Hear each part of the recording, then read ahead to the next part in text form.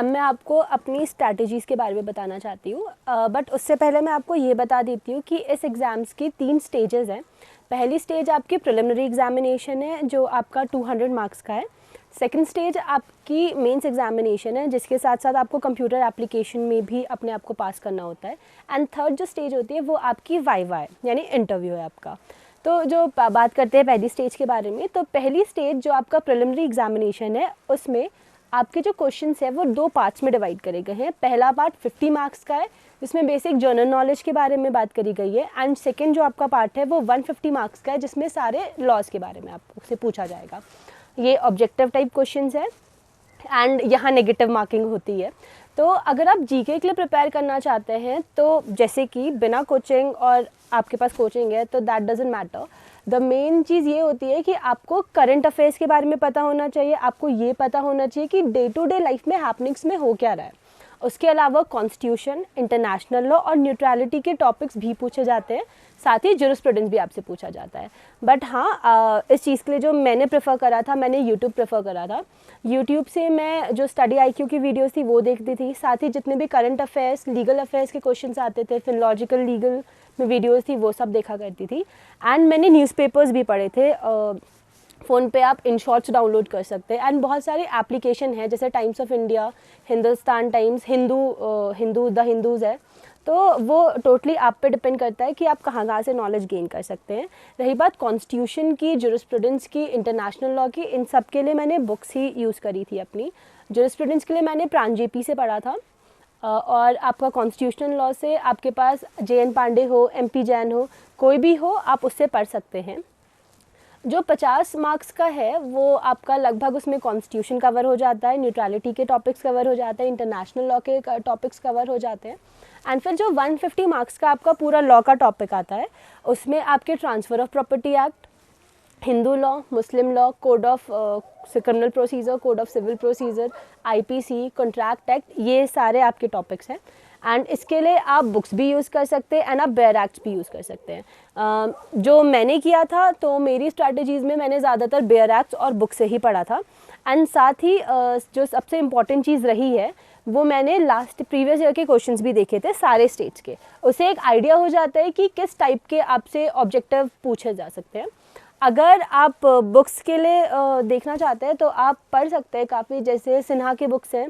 CRPC, CPC के लिए आपको अलग अलग बुक्स मिल जाएंगी, जैसे केलकर की बुक, मैंने केलकर की बुक रेफ़र करी थी। कॉन्स्टिट्यूशनल के लिए मैंने MP जैन देखी थी। एंड बाकी जितने भी कॉन्ट्रैक्ट एक्ट है उसके लिए बांगिया है, SK कपूर की बुक है। तो जनरली मेरे हिसाब से जो मुझे लगता है मैंने बुक्स की ज़्यादा हेल्प ली थी एंड बहुत सारे MCQ सॉल्व करे थे। इसके लिए आपको विनय कुमार गुप्ता मिल जाएगी, OP त्रिपाठी मिल जाएगी मार्केट में। तो सारी बुक्स अवेलेबल है, आप अपनी जो प्रीलिम्स की प्रिपरेशन है आप इजीली कर सकते हैं।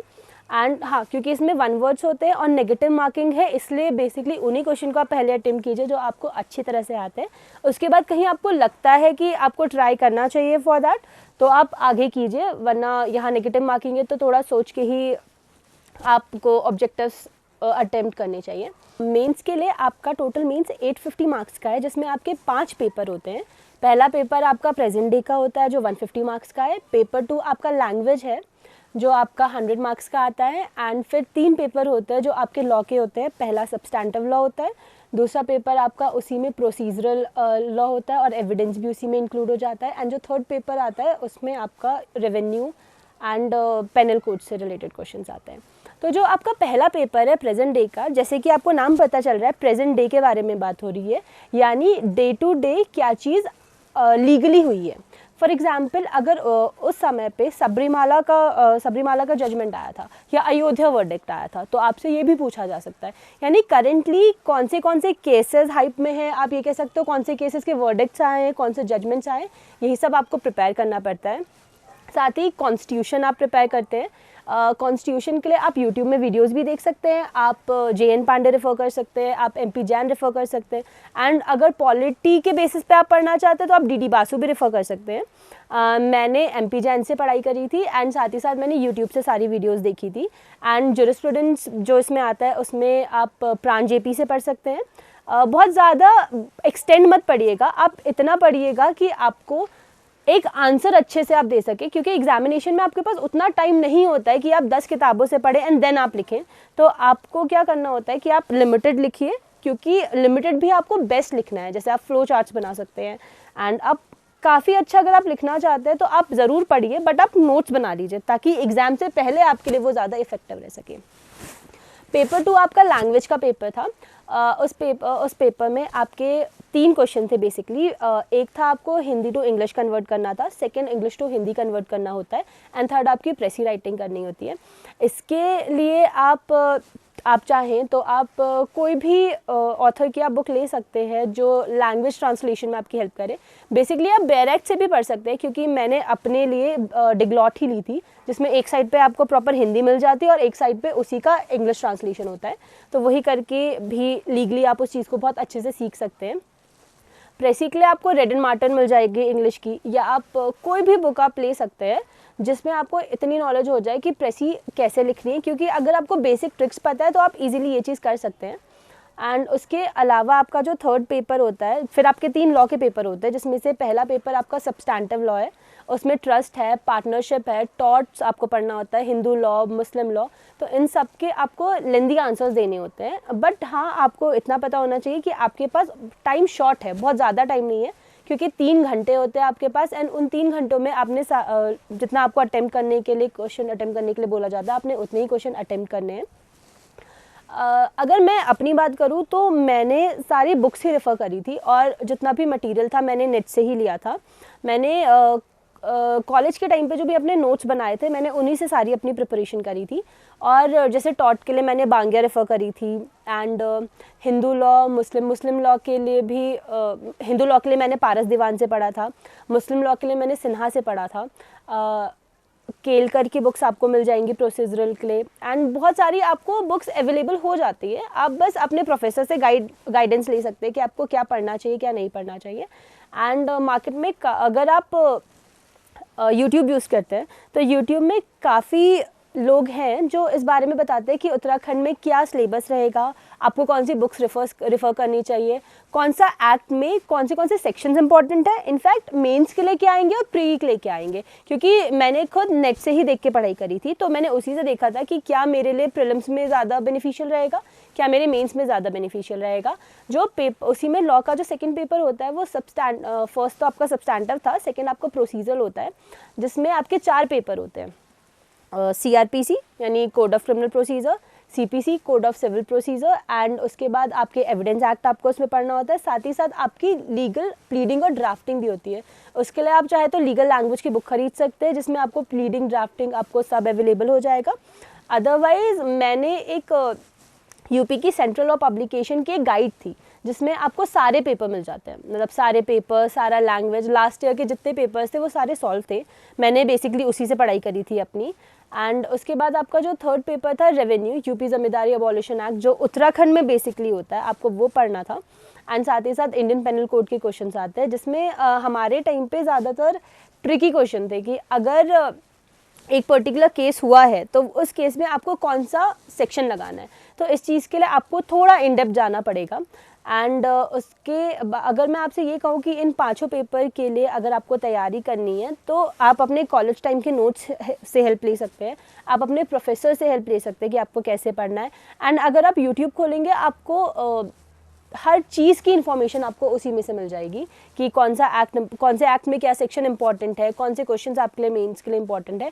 बट हाँ, मैंने लास्ट ईयर के सारे पेपर सॉल्व किए थे, मेंस के भी, प्रीलिम्स के भी, ताकि एक आइडिया आ जाए कि किस हिसाब से आपने क्वेश्चन पेपर अपना सॉल्व करना होता है। इसके बाद आपको कंप्यूटर में पास ज़रूर होना होता है, वो कंपलसरी एग्ज़ाम है।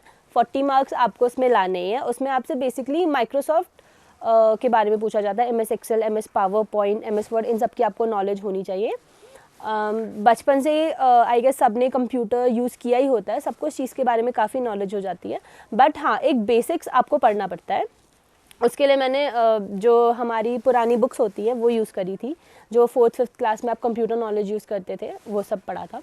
एंड जो आपका तीसरा पेपर होता है वाइवा का, दो मैंने कभी मॉक टेस्ट नहीं दिए थे तो मुझे थोड़ा एक डर था कि इंटरव्यू कैसा जाएगा या कैसा इंटरव्यू लिया जाता है, तो मैंने यूट्यूब की हेल्प ली थी। मतलब अगर मैं आपसे बोलूँ तो मेरी पूरी जो पढ़ाई हुई है वो यूट्यूब के ज़रिए हुई है या फिर उन किताबों के ज़रिए हुई है जो मुझे प्रोफेसर्स ने रिकमेंड करे थे। एंड ये चीज़ आप सब रिलेट कर सकते हैं क्योंकि हमारा आधे से ज़्यादा टाइम यूट्यूब में ही जाता है और हम लगभग सारी चीज़ें उसी में से पढ़ते हैं।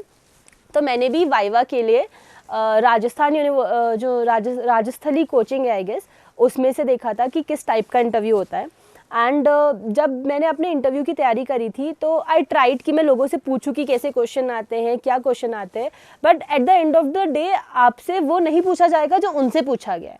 तो इसके लिए जो वाइवा है आपको इतना कॉन्फिडेंट होना पड़ेगा कि अगर वो आपसे पूछे तो आपको नॉलेज हो। एंड आप जिस चीज़ के लिए एग्जामिनेशन के लिए पढ़ रहे हैं तो उसके लिए बेसिकली आपको ये पता होना चाहिए कि लीगली क्या चल रहा है। ऑल ओवर वर्ल्ड में अगर केसेस आए हैं तो उन केसेस के वर्डिक्ट्स क्या रहे हैं या कौन से जज थे, उन्होंने क्या जजमेंट दिया था। थोड़ा बहुत आपको इस बात की भी नॉलेज होनी चाहिए कि डे टू डे क्या चल रहा है। उसके लिए मैंने टेलीग्राम में यूथ IAS ज्वाइन किया था। उसमें से मैं देखती रहती थी कुछ अगर मुझे नया मिल जाए, जैसे अगर उत्तराखंड में भी कुछ नया आया है या कोई भी प्लान आया है तो मेरी सारी पढ़ाई उसी में से हुई है। So this was my whole strategy कि मैंने कैसे पढ़ाई करी थी या क्या था। मैं उन बच्चों के लिए बोलना चाहूँगी जो कोचिंग अफोर्ड नहीं कर सकते, वो आप यूट्यूब खोलिए। यूट्यूब में आपको हर अच्छे टीचर्स मिल जाएंगे क्योंकि हर किसी की पढ़ाई समझ नहीं आती है। तो मैं आपसे कहूँगी कि आप एक एक करके देखिए, आपको जो भी चैनल आपको लगता है कि हाँ ये आपको सही बता रहे हैं, आप उसमें से पढ़िए क्योंकि at the end of the point पढ़ना आप ही को होता है, कोई दूसरा आपको नहीं पढ़ा सकता, आपको खुद ही से पढ़ना होता है।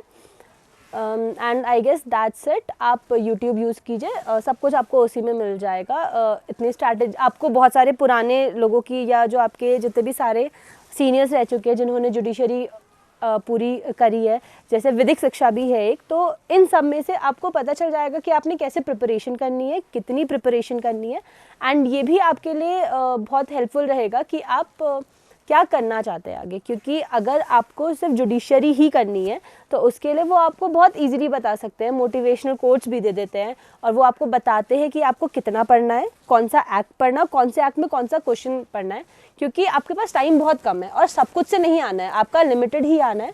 तो अगर मैं अपना कहूँ तो मैंने ज़्यादातर लास्ट ईयर के एग्जामिनेशन ही प्रेफर करे थे। मैंने लास्ट ईयर के क्वेश्चन देखे थे एंड उसी के हिसाब से अपना करेंट किया था।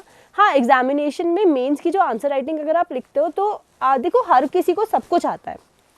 जो आपके साथ मेंस का एग्ज़ाम देने बैठा हुआ है वो प्रीलिम्स पास करके बैठा है, यानी उसको नॉलेज है, और जो मेंस दे रहा है आपके साथ वो भी काफ़ी आप कह सकते हो पूरा लॉ पढ़े हुए हैं, कोई मास्टर्स होंगे, कोई PhD कर रहे होंगे, तो सबको सब कुछ आता है। तो आपको बस अपने आप को ऐसे प्रेजेंट करना है कि आप उनसे आगे कैसे हैं। तो उसके लिए आप बेसिकली चार्ट्स यूज़ कर सकते हैं, फ्लो चार्ट्स का यूज़ कर सकते हैं। मतलब आपको एक आंसर में उतना दिखाना है जिससे एग्जामिनर को लग जाए कि हाँ इस बच्चे को इस चीज़ के बारे में प्रॉपर नॉलेज है।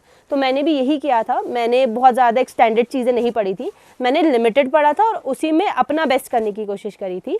क्योंकि अगर आप पढ़ने बैठते हैं, आप 10 किताबें पढ़ने बैठेंगे तो हर किताब में आपको अलग अलग भी मिल सकता है एंड ज़्यादातर सारी किताबों में लगभग एक ही जैसा आपको मिलेगा। क्योंकि अगर आपसे पूछा जाए कि हिंदू कौन होता है, वो आपको हर जगह यही बताएंगे कि हिंदू वही होगा जो सिख रिलीजन या आप पढ़ेंगे तो उसमें सब आपको बेसिक डेफिनेशन होगी, एक्ट सारे सेम ही होंगे। ये सारी मेरी स्ट्रैटेजीज़ थी जो मैंने आपके सामने प्रेजेंट करी। एंड एट द लास्ट मैं आपको बस यही कहना चाहूँगी कि बिल्कुल मत घबराइए, एक इंसान ही जज बनता है एक्चुअली में। एंड एक चीज़ याद रखिएगा कि आपको अपने आप पे भरोसा रखना है। एंड आज की जनरेशन, मतलब हमारी जनरेशन में टेक्नोलॉजी इतनी एडवांस है कि आपको हर एक चीज़ यूट्यूब पे मिल जाएगी। तो आप बस ये कीजिए कि आप यूट्यूब एक्सप्लोर करिए एंड सब कुछ उसमें से आप सीख सकते हैं।